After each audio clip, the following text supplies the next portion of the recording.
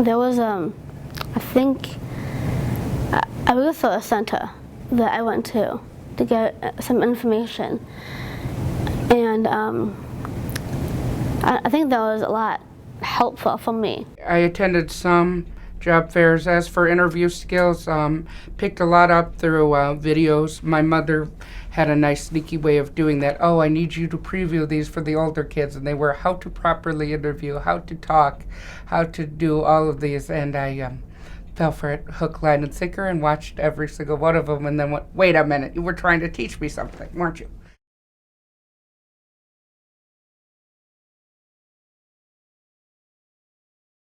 Dress right, make sure my hair is brushed, and make sure I brush my teeth and gargle,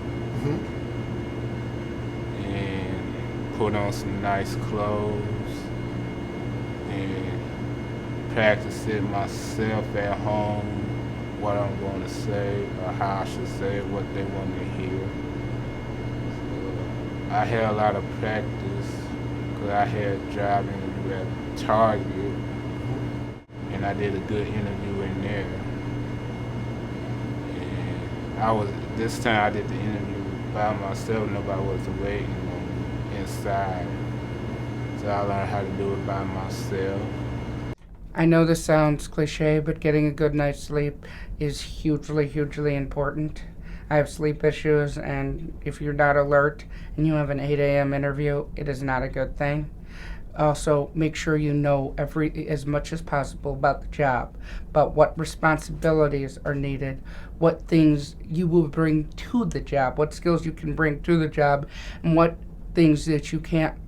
Additionally, apply for jobs that you are qualified for. I'm not saying don't take a chance.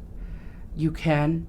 But if it says, for example, I applied for a job and then withdrew the application for the Wisconsin lottery because one of the qualifications, which I did see, was you had to be within 15 miles of the drawing site at all times. I don't drive.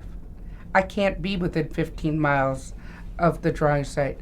Well, it's better for me to admit now that I'm not going to be able to do an essential function of the job rather than apply for it and then try and change it.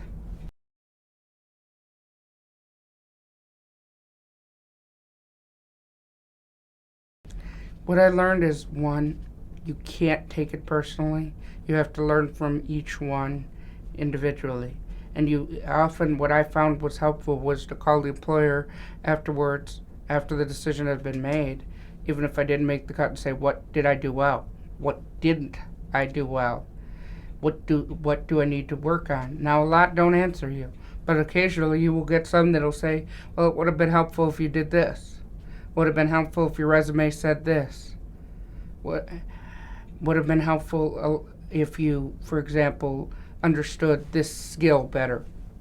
Okay, that's helpful. Then I can prepare better.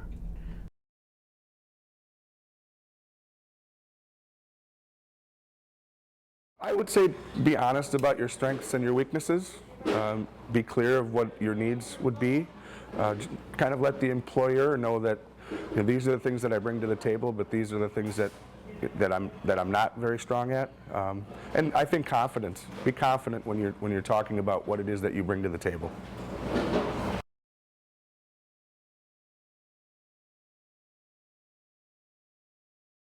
All right, what I want is a person who has a work ethic, who wants to work, who has a good attitude in that, and can get along with people. Again, it's a team environment where he's got the work ethic, he's got the desire to succeed, he wants to be part of a team and hang out and have the feeling of accomplishment when you've spent the whole day and filled 300 or 400 kegs of beer. And that's what I look for, is the heart, the willingness of a person to come in and learn and succeed and be part of the organization. Being able to kind of work through things in a quick manner, be quick on your feet, and be clear and be confident, those are the things that I really look for.